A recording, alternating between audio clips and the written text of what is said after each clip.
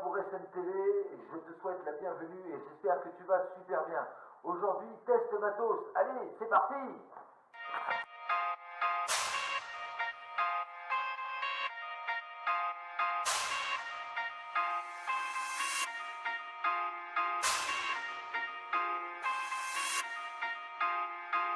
Mon petit loup, aujourd'hui, test produit, test matos, on essaye la Works 661.1. C'est une ponceuse à ruban, une ponceuse à bande. Tout de suite, on ouvre la boîte. Oui, elle est présentée en boîte, car à moins de 100 €, t'attends pas à avoir une ponceuse à bande avec un coffret, une mallette de transport, bien évidemment. Tout de suite, on regarde dedans ce qu'il y a. Alors, la notice d'utilisation. Dans cette notice d'utilisation, tu vas retrouver la garantie. Elle est garantie 3 ans. Et tu as même aussi une petite note volante comme ça, où tu as tous les contacts pour t'aider si tu as un problème avec ta machine. Dedans, tu vas retrouver les petits embouts avec la petite sacoche d'aspiration des poussières, ainsi que 2 petits tubes qui te permettront de brancher un aspirateur.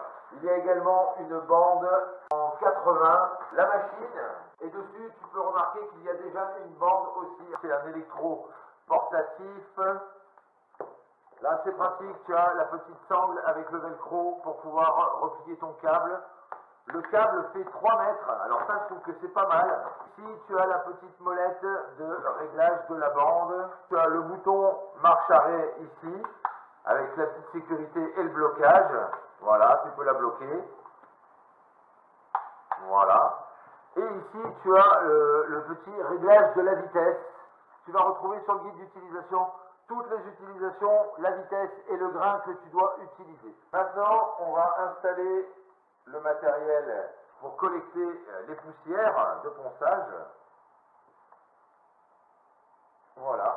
Hop, alors dedans il est rigide, donc tu vois il y a une petite barre rigide, ce qui te permet de tenir ton sac, c'est pas mal. Et puis là tu as les petits adaptateurs pour remplacer ici, pour pouvoir mettre un aspirateur. Maintenant, c'est par ici que tu vas pouvoir déverrouiller ton ressort qui permet de tendre ta bande sur tes rouleaux. Voilà, là elle était déjà posée.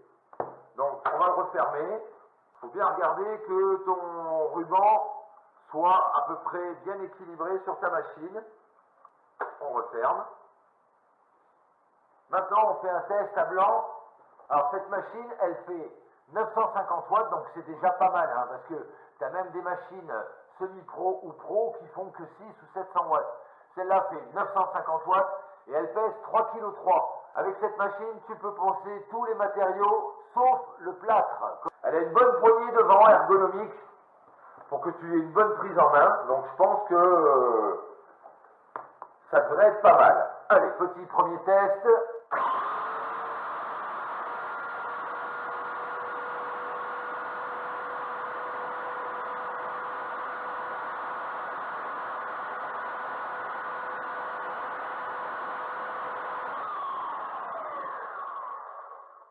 Donc voilà, grâce à la molette, là, je l'ai laissé tourner un petit peu pour voir si la bande, elle se décale pas et pour être sûr que je sois bien centré et que je fasse du super bon boulot. Allez, tout de suite, on passe à l'action. Donc j'ai beaucoup de bois à poncer, tu vois, du bois brut comme ça. C'est que de la récup, hein. N'oublie pas avec des serre-joints de fixer ta pièce de bois, parce que sinon, ta pièce de bois, elle va se faire la cerise et ça en devient dangereux. Bien évidemment, mon petit loup, casque de protection anti-bruit, le petit masque contre les poussières, malgré qu'il y ait le système d'aspiration avec le petit sac, et bien évidemment, des gants.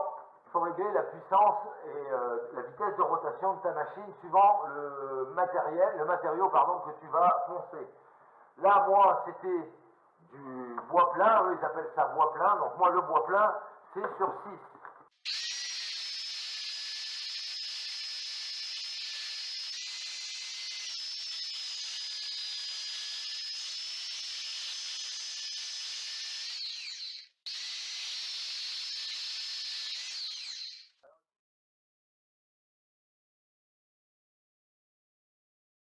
Beaucoup plus d'aspérité comme ça et tout. Mais d'ailleurs, on va peut-être faire ce côté-là.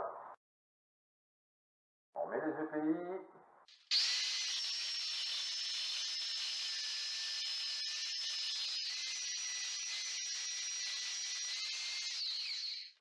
petit loup, bon ben voilà, hein. Pour moi le test est concluant, bon forcément, hein, ça marche bien, c'est sûr, elle est neuve. Sur la durée, je ne peux pas te dire, ça sera au fur et à mesure que je vais m'en servir, mais comme je te disais, avec tout ce que j'ai à faire pour faire mes petits chalets de Noël, avec tout ce que j'ai à poncer, j'en ai un gros tas là, juste là, et j'ai pas fini. Alors là, celui-là, il n'est pas spécialement plus abîmé, mais c'était de la planche de coffrage que j'ai retaillée pour faire mon pignon sur mon petit chalet de Noël, et tu vois, il y a eu du ciment dessus. Alors là, je te conseille, mon petit loup, de bien mettre ton masque, hein, parce que quand ça va dépoter, ça va dépoter.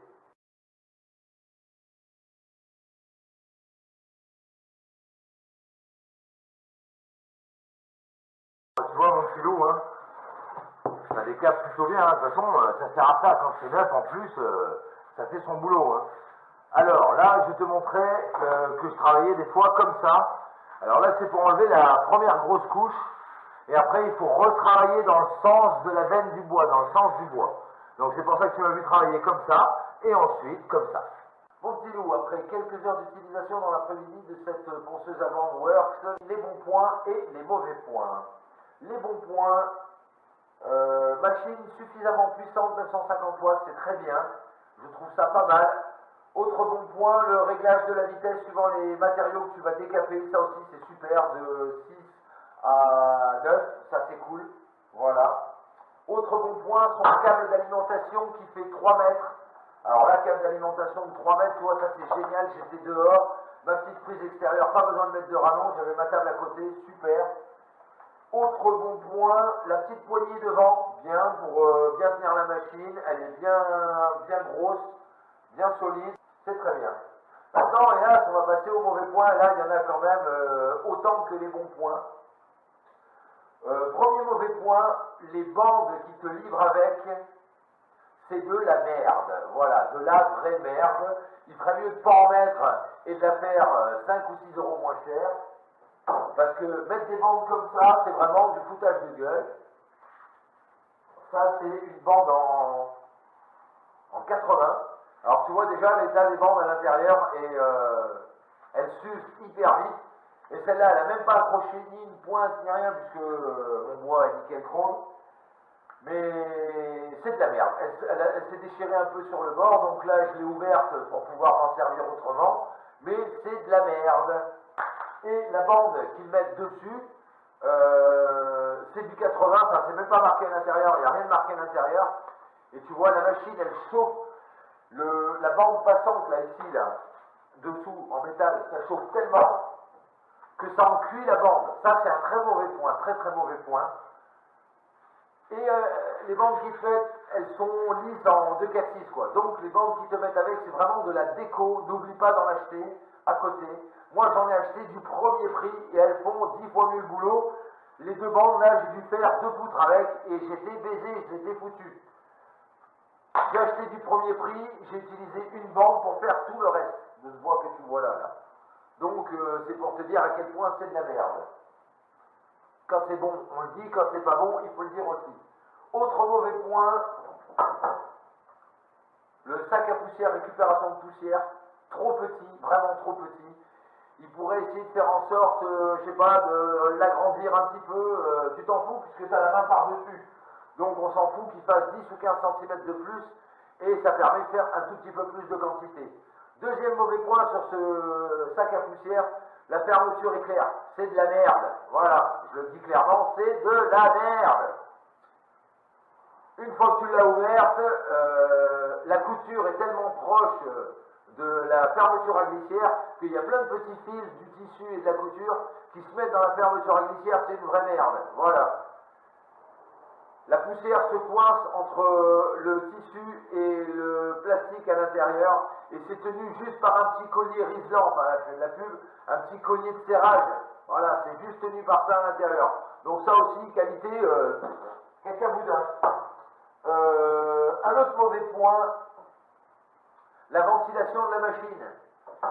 Alors l'aspiration se fait de ce côté, mais la ventilation se fait de ce côté, tu vois. Ça souffle, l'air est expulsé par ici pour refroidir le moteur électrique, forcément. Et bien, forcément, c'est de quel côté? Du côté où tu te tiens. Ou alors, ils font pas encore des ponceuses pour gaucher. Et puis, si tu te mets trop près, si tu te mets comme ça, tu empêches le moteur d'aspirer de l'air, donc tu risques de faire griller le moteur. Ça, c'est un très mauvais point aussi, parce que toute la poussière, parce que je l'ai fait dehors, et encore heureux, sinon l'état de mon atelier, au secours. Regarde la gueule dans laquelle je suis, l'état dans lequel je suis. Et encore, je me suis bien épousseté avant de rentrer dans l'atelier, parce que j'en avais partout. Donc n'oublie pas ton masque, tes lunettes, ton casque pour les oreilles.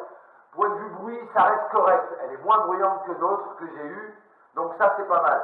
Mais là, c'est la ventilation du moteur par ici, là, devant l'utilisateur, t'en as plein partout, t'en prends plein la gueule. Et dès que tu veux commencer à faire un peu d'angle, tu vois, pour arrondir un peu les angles, parce que ça je ne peux pas le faire à la râpe ou à la main, tu vois, si j'achète une machine, c'est pour que ce soit opérationnel.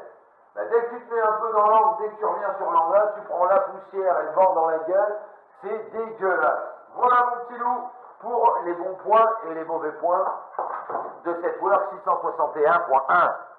Bon, à part ça, les points forts et les points faibles, sinon, cette machine, elle fait le boulot, ça c'est sûr, je suis d'accord avec toi, elle fait quand même le boulot, mais voilà, il y a des points qui sont un petit peu emmerdants, parce que voilà, au lieu de payer un bureau d'études de malade avec des prix de fortune pour lui donner une forme en X, la forme un peu du X de Works, il ferait mieux de bouffer moins de pognon là-dedans et faire un peu plus de qualité, surtout pour une machine à plus de 80 euros, à moins de 100 euros, d'accord, mais à plus de 80 euros. J'ai eu des machines à moitié prix de ça qui faisaient aussi bien le boulot, si ce n'est mieux. Voilà, à bon entendeur, salut! Ce test matos est maintenant terminé, mon petit loup. Si ça t'a plu, fais-le moi savoir. Laisse des petits pouces bleus. Encore mieux, abonne-toi si ce n'est pas encore fait. Active la petite cloche, tu recevras toutes les nouvelles vidéos. Des astuces de pro, d'autres tests matos, continuation de la fabrication du chalet en bois de Noël démontable et plein d'autres encore. Également, commente et surtout partage, ça serait super sympa. Donc ça fait du lien et ça fait du bien et ça fait plaisir.